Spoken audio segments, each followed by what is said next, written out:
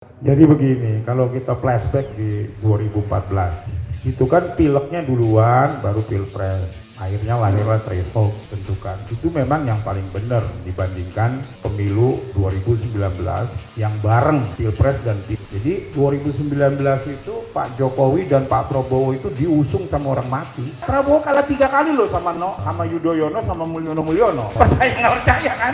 Loh ini saya nggak percaya. Jadi selamat datang di sesi cocologi. Loh ini bukan cocologi, fakta. Kita bicara Ketika rasionalitas politik disimpan di berangkas, disimpan di bawah tempat tidur. fakta. Ya mudah-mudahan Arif Poyono ada Notonegoronya lah. Makanya saya berharap 0% nih saya maju nanti. Yang namanya konstitusi itu ngomong tuh partai politik peserta pemilihan umum. Jadi kalau partai politik peserta pemilihan umumnya 15 seperti tahun 2019, maka maksimal calon itu cuma 15 slotnya. Tapi kita sudah buktikan tahun 2004 pilpres pertama dengan threshold cuma 3%, 5 ya. cuma 5 saja. Kenapa? Karena seiseng apapun calon presiden miliaran keluar juga. Jadi nggak mungkin lah iseng banget gitu. Karena gini teorinya, partai politik kecil ya itu pasti mencalonkan calon presiden terbaik. Karena dia minta berharap kotel efeknya, efek ekor jasnya. Dia tidak mungkin mencalonkan presiden yang Itu kan kalau main-main. bareng, kalau pisah pilek dulu baru pilpres kan beda. Kita sudah nggak usah bilang lagi, sudah pasti bareng 2024. Lah maka karena bareng kan inkonstitusional. That's okay, makanya mas saya katakan 0% itu jangan juga terlalu berpikir bahwa akan ada 15 calon. Saya nggak yakin semua slot itu dipakai oleh partai politik. Jadi ada partai politik yang menumpang membonceng calon-calon presiden yang memang populer. Nggak mungkin dia mengajukan calon yang tidak populer. Nah, yang paling bermasalah itu partai besar. Karena partai besar kan punya harga diri. Tidak mau dia menggandul calon dari partai lain misalnya. Dan dia pertaruhannya besar ya. Ya, pertaruhannya besar. Karena itulah mereka ingin oligarki ini tetap berkuasa. Karena mereka berpikir kalau 20% itu tetap bisa dipertahankan, mereka bisa membelah cuma 2 kekuatan saja. Yang kemudian nanti ya presidensial thresholdnya ya pura-pura saja. Ya tadi berharap ya Ganjar nyalon. Kalau Ganjar dibuang oleh PDIP ya dilepeh begitu dan Puan maju, Ganjar nggak mungkin jadi calon presiden.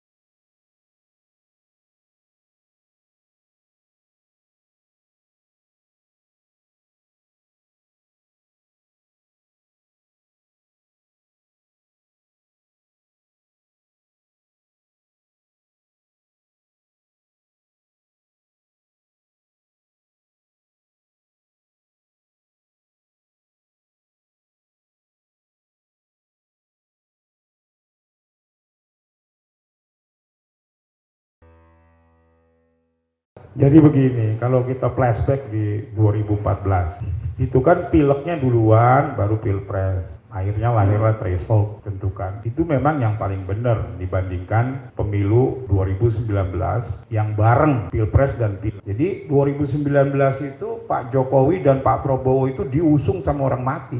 Nah, ini bener nih, tumben bener. Loh itu saya katakan. Nah, tapi kita lihat 2014, betapa Pak Jokowi waktu itu dengan Pak JK itu dikeroyok loh, ya, dikeroyok banyak partai, ya kan. Kebetulan Bang Refli waktu itu salah satu pendukung beratnya Pak Jokowi, nggak punya uang.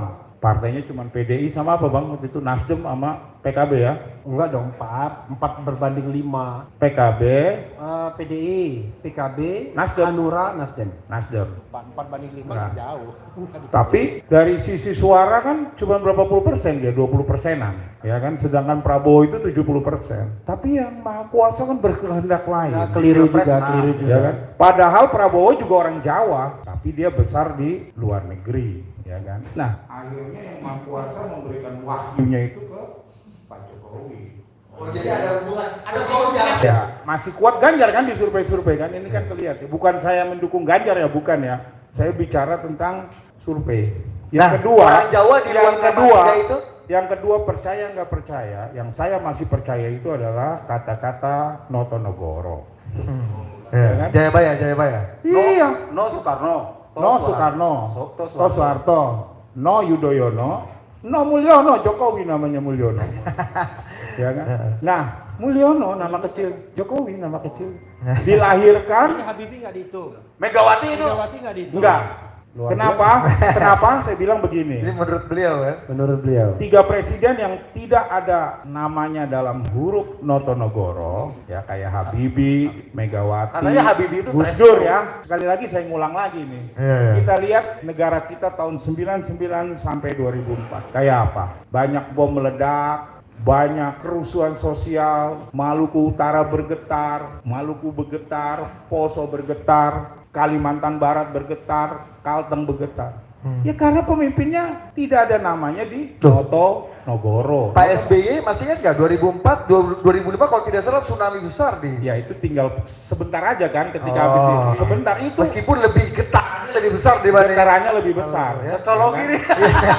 Loh ini percaya nggak percaya loh saya. Jadi yang 2024 nih go. Yang 2024 ini go cuma ada 3 nama. Siapa tuh? Ganjar ya. Satu kawannya Mas Refli, Gatot Nurmantio. Oh, kok go-nya di mana? Gak kan? Oh, ga. Negara. Ga tuh go berarti. Air Langga. Gaknya di belakang itu pakemnya paling benar sebenarnya. Temannya siapa ini?